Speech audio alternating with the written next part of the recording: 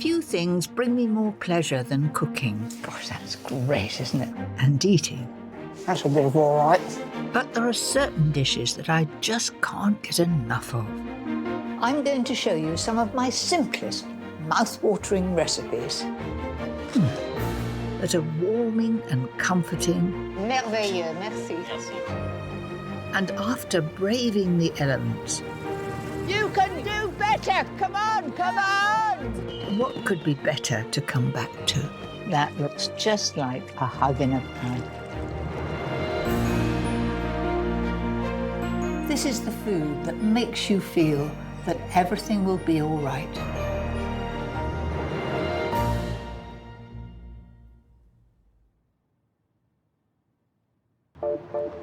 Few people know more about comfort food than the French, and where better to indulge than Paris?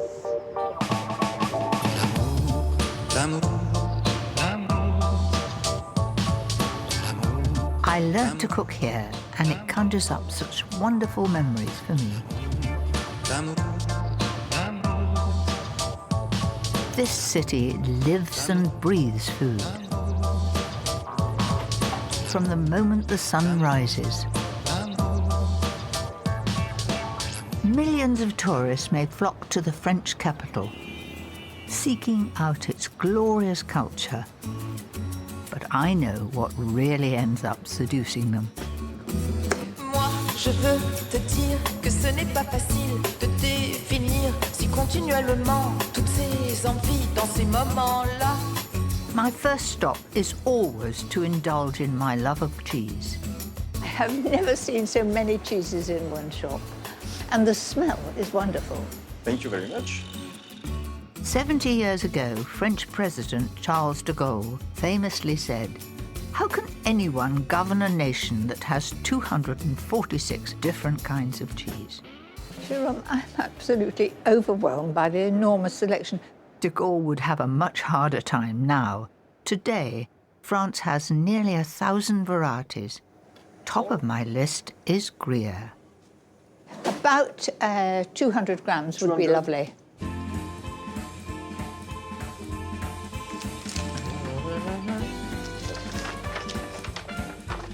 This is for you. Thank you very much indeed. Thank you. Bye. Bye. When it comes to cheesy comfort food, there's one dish I like above all others, an indulgent croque monsieur. When I trained in Paris, one of the first things I made, in fact, it was on the first day we made croque monsieur, and I can tell you, it turned out beautifully. First of all, I'm going to toast the bread, but I butter it first. That gives it extra crunch. Croque Monsieur means Mr. Crunchy after all. Use 25 grams of melted butter to bring the white sliced bread alive. You wouldn't normally butter the bread for a normal toasted sandwich, but this is the very best. And it's so comforting and warming and welcoming. Slip under the hot grill until they're golden brown. And for goodness sake, keep your eye on it, because we've already buttered it. I don't want to do another batch. I'm not going off doing anything else. That's just about perfect. Flip the bread over and spread with Dijon mustard. Right to the edges. Traditionally, you do leave the crust on. It all adds to the crunch. Now that's done, time to pile on some delicious ham. I think it's a good idea to take each piece and cut it into 4. You can get it right to the corners. This must be the best of comfort food. And I don't think it needs anything else with it. Top with the grated Gruyere cheese. I think the French have got it right. Bread on top, and time for the croque test. Listen to the crunch. That's what it's all about. Now, what makes the croque monsieur so special? The bechamel sauce to top it. Melt 25 grams of butter, add 15 grams of flour and mix together. You may wonder why I'm using a whisk. I find a little whisk really makes the quickest, smoothest sauce. Add some hot milk slowly and whisk. And don't worry if it's a bit thick. Look at that. Instantly smooth because I used hot milk. Then grate a little nutmeg and add 25 grams of the cheese. So that's the sauce, beautifully smooth. Spread the bechamel on top of the bread and try to contain your excitement. It really does smell wonderful, and the nutmeg is bringing out that flavour of the cheese. And not a scrap is going to stay in the pan. Top with the last of the grated cheese and back under the grill. And I really can't wait to eat it. It's simple, it's comforting, and it's good at any time of day. It just takes a minute or two to reach perfect melting ooziness. But I think that looks good. And you know, it reminds me of the very first thing I cooked in the Paris cordon bleu. And gosh, was I hungry, and I finished the lot.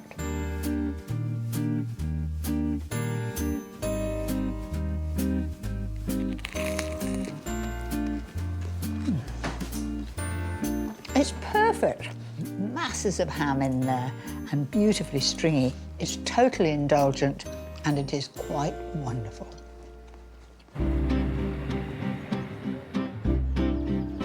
In Paris, there's something Moorish to eat on every street corner, and I'm determined to have a taste of as much as I can. Where better to start than with a traditional French crepe? Sweet or savoury, eaten in or on the go, these paper-thin crepes are simply made from eggs, milk and flour. They are the ultimate comfort food, with quite the fan base. Look at that technique. Of course, I've made pancakes at home, but I've never tried them on a hot plate like this. Let's see if I can master the art. Do you think I could have a go at doing it? Okay, pas de problème. Oh, thank you. Ouais.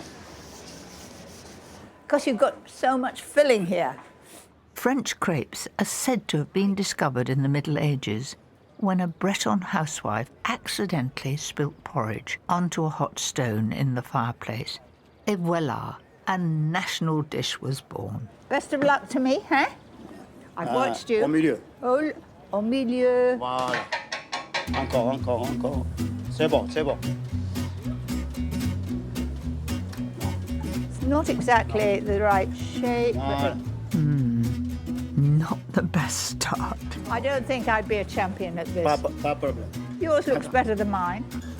Professionnel. Professionnel. Well, you're professional. I'm only just learning. Wish me luck. And then I'm going to gently... Oh. It's a holy one. Monsieur makes it look easy, but I promise you it isn't. Merci, au revoir. Au revoir. This is the ultimate in simplicity. But I promise you, it tastes absolutely gorgeous. I'll do better next time. I have a soft spot for a lemon and sugar crepe, but they don't have to be sweet to be comforting. I'm going to make blinis and top them with crab and serve with a wonderful fennel salad. If you've ever made a pancake or Yorkshire pudding, you'll find blinis a doddle. Start with 125 grams of self-raising flour, half a teaspoon of baking powder and 1 egg. No need to beat it first. I've got 125 ml of milk here. Splash in a little bit to start your batter off. So that's coming together, but I'm going to add a little more milk and then beat it very hard.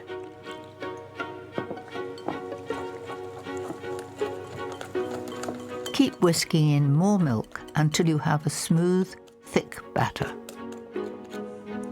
That's just about right. A thicker batter than you would have for pancakes. How simple was that? To finish the batter, add some chives and dill and a little pepper and salt. And then everything is in there. So there it is. In goes the sunflower oil and about a tablespoon of the mixture and shape it into a circle. Now I have this on a very low heat because they're rather thick. It takes a wee while for them to cook through. Once you see lots of bubbles all over the blini, you know it's time to flip. There they are appearing. I cannot resist having a little peek to see what colour it is underneath. That looks just about ready. I'm going to flick that over. Just like cooking pancakes, the second side is a lot quicker, so you won't have to be quite as patient. That's ready. So just cool those on a rack. I know, you want to see if it's done underneath. It is. Now for the fun bit. I think crab makes a perfect topping for blinis and one of my favourites. Start with 200 grams of white crab meat. And to make it really rich and unctuous, I'm adding 2 tablespoons of creme fraiche. Full fat, of course. Stir in more dill and parsley along with some finely chopped spring onions. 2 teaspoons of hot horseradish. It really does bring out the true flavour of crab, and it gives it a little bit of heat and poke. A dash of lemon juice and we're nearly done. Just my last ingredient for a little bit of ooh la la. Tabasco. Now, Tabasco is hot and fiery. You know who's going to eat these. Some people like things very hot. I'm going to add just a couple of drops. And then just mix that well together. As you can imagine, that really is a wonderful topping, full of flavour. Now, time to put it all together. Top your still warm herby blini with a mountain of tasty crab.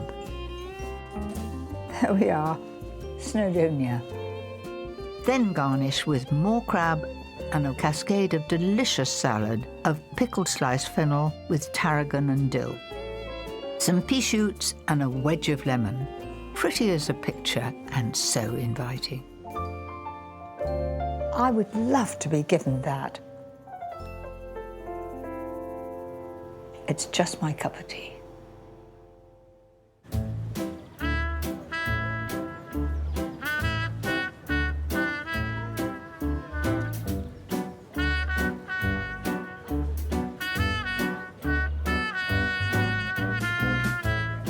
I love that food is such a comfort to people here. There are cafes and restaurants round every corner with people taking their time. In Britain, the average lunch hour is just 22 minutes. But things couldn't be more different in Paris.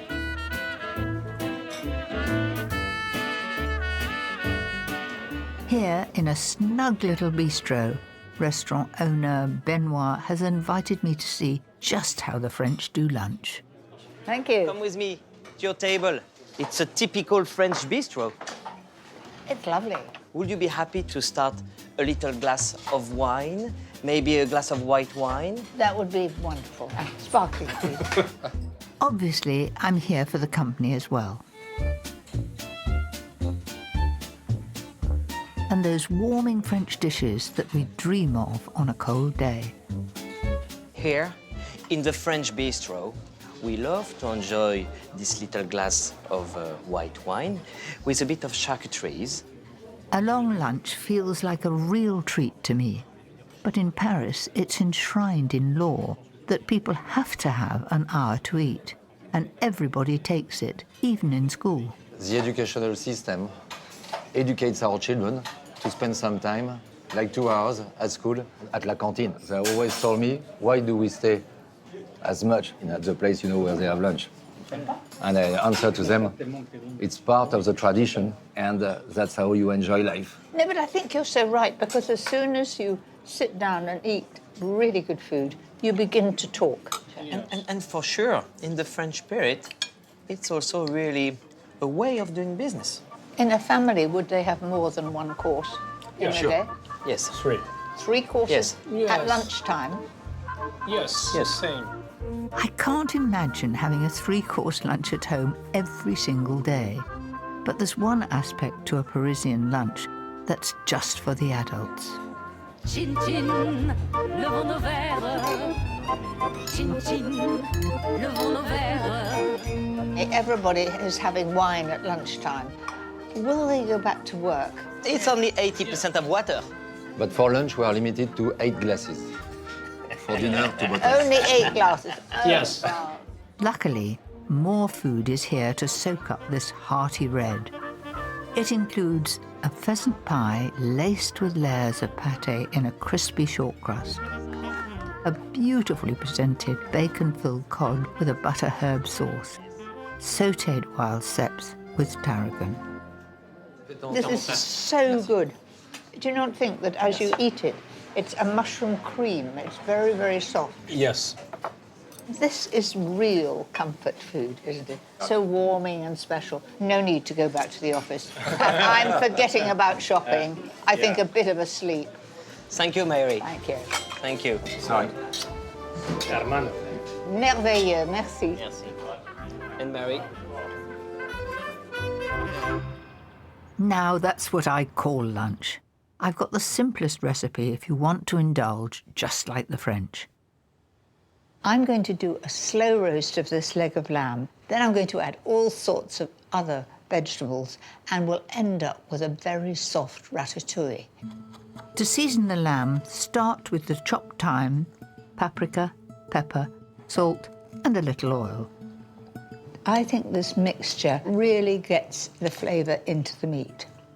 Rub this rich, warming mix all over the lamb.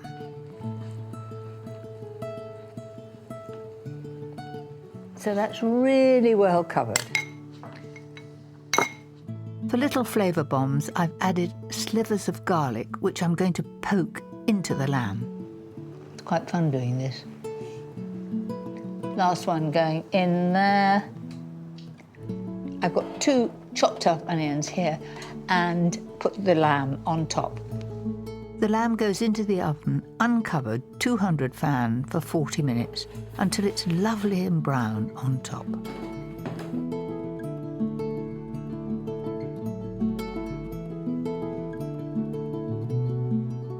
Then I'm going to add all the vegetables that you would expect to see in ratatouille. Oh, smells wonderful. I've chopped 2 red peppers and now I'm preparing a large aubergine. These are beautiful aubergine.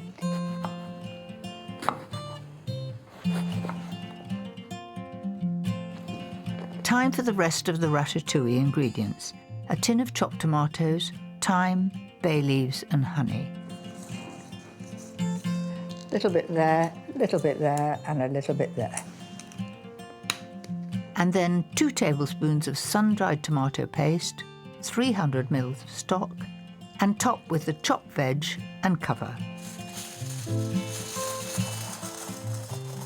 So that's going into the oven at 150 for 4 hours. Now that seems a long time, but I want it to be beautifully tender so it falls off the bone.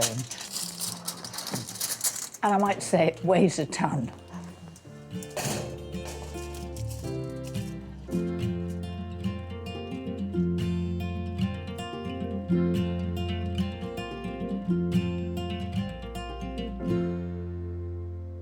Well, it's had its time, and I'm just so excited about how it should be. Well, the smell's pretty good, and I can assure you it hasn't got any lighter. Oh, the smell of this, absolutely wonderful. Slow roast lamb is really one of my favourites, but cooked in this French way couldn't be easier, full of flavour, and it looks after itself. I shouldn't really be pushing it away with a spoon, but really it's so easy and so tender.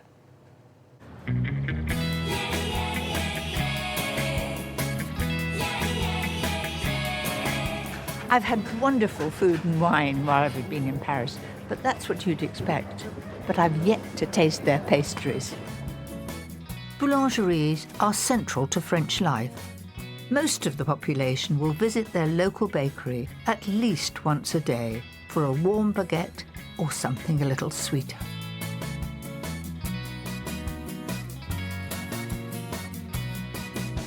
The baguette is so important here that until 2015, bakers were only allowed to go on holiday in designated months to avoid a shortage of bread.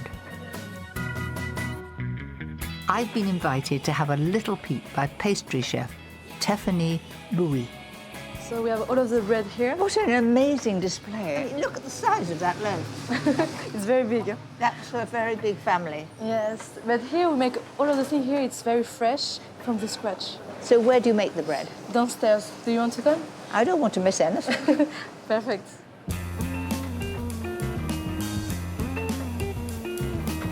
It's beautiful and airy upstairs, but down here it's a different story. So this is the bakery. Goodness gracious me, it's so small. Yes, actually the old bakery in Paris, it's every time in the sous-sol. So downstairs like this. And this has been here for 120 years. Yes.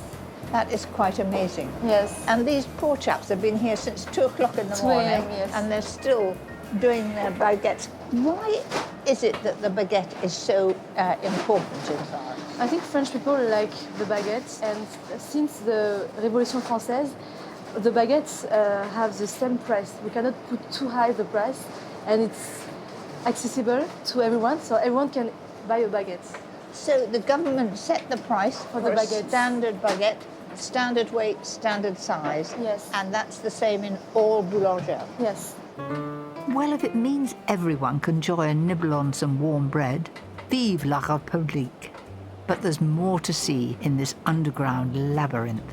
So we make all of the croissants and viennoiseries here, and it's my lovely coworker 16. She makes all of the croissants. 16? Yes. Gosh, this is a production line, if ever it was. Is it enriched butter dough? Yes, we use 82% of butter. It is modified so that it melts really slowly, so that you can have those layers that you can see in the oven. 82% butter. I know croissants are Moorish, but that's a surprise even to me. I really want to have a go myself, but just you show me how to do it. Yes. So you pull a bit the dough, Right? and then you roll like that. And you roll, and you tuck the bottom under it. Right, my turn. Yeah. I'll do one especially for me. Okay. Thank you. So I tuck it in tightly here. Here, croissant will take 2 days to make from scratch. And then I have to tuck this underneath Exactly. and turn it over. Perfect.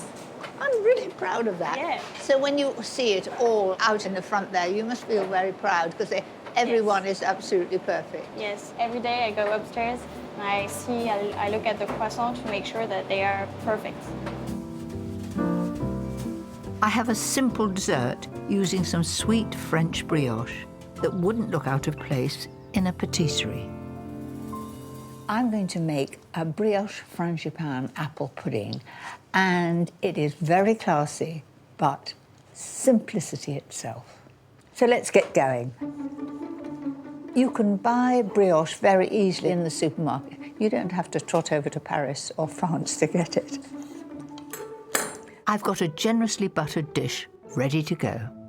So just get the bread, push it into the side, and can you see it can take shape? The brioche will give the perfect buttery base, and it's so easy. Just squeeze them in. Do it in a single layer and work each piece in. Last piece going in. So my juice war is finished. That's the brioche base finished, and now for the frangipane. My rich almond frangipane is simple to make, especially in a food processor. In goes the butter. Blitz together with 175 grams of caster sugar until smooth. And away we go. That was quite simple. To bring out the classic almondy flavour, add a teaspoon of almond extract. Don't muddle almond extract with almond essence. Extract is the real thing and it's stronger. There it is. Followed by 175 grams of ground almonds, 3 eggs and 25 grams of flour.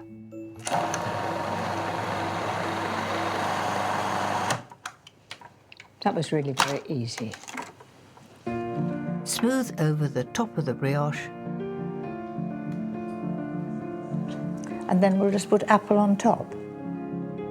For the perfect balance of sweet and tartness, I'm using Brabants. Start from the outside and put one in. And then let them just gently overlap.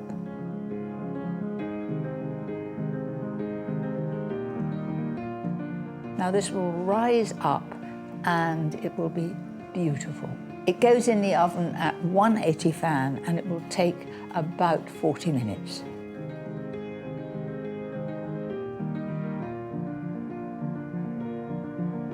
Finally, a glaze of apricot jam that's been thinned out with a drop of hot water. And I've got a bit of apricot to put in the middle there. And sprinkle over toasted almonds. I'm very pleased with it and I think it looks really posh. There you have it, buttery apple frangipane tart. What could be better? This is definitely right at the top of my favourite simple puds.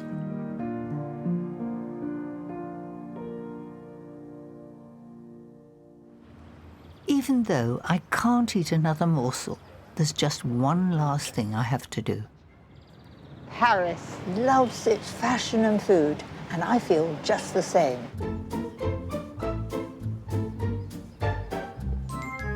There are so many places to buy couture, but I want to find the perfect vintage piece. Maybe a classic that's seen as much of the world as I have. Bonjour Marie. Bonjour. Bonjour. C'est Lola.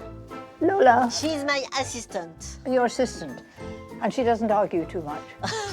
This is quite amazing. With haute couture daywear starting at around £20,000, shops specialising in more affordable vintage pieces have sprung up all around the city. Gosh, that's a bit flamboyant. Yes. I don't know quite when we'd wear that. I mean, look at it. It is from the 80s. And you can match with a jello jacket, Hermes, Very because with beautiful. your eyes, it is quilt, because all the Chanel couture I made like this. Something tells me I'm not going to leave empty-handed. Well, I could quietly walk out with this. Vous êtes magnifique. I can't believe. This dress was made for you. And how much would this be? Oh, don't speak about money. For your Christmas present. It's top of the Christmas list. Yes. J'adore. Oh, vous êtes trop Very belle. much. Oh, je suis I've trop enjoyed my contente. visit. It has been a dream for me. From couture to croissant, it's hard to say no to anything in Paris. I'll be dreaming about this enchanting city for months to come. Next time, Come on! all the hidden gems of life on the water, Duck if I'm too near the side. its delicious secrets It's beautiful. and wonderful communities. Hello, you've just popped up from nowhere.